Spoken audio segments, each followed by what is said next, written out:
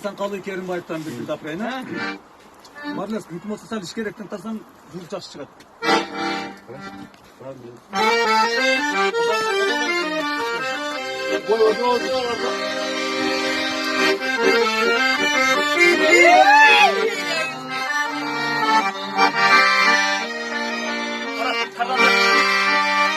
Karton verin de. Boşcan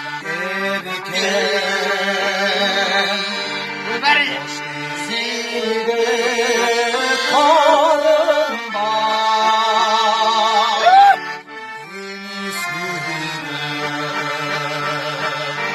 Denizde sağın var Çaşkı giderken ay Hırlat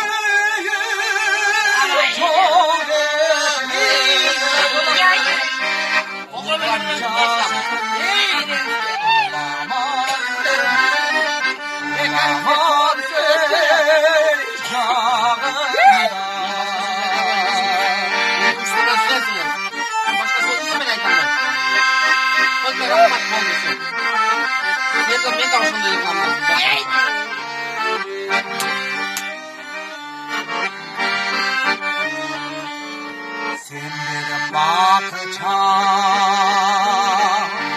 Demelerin ay gelişken Zinciri düncür Astigen ay gelişken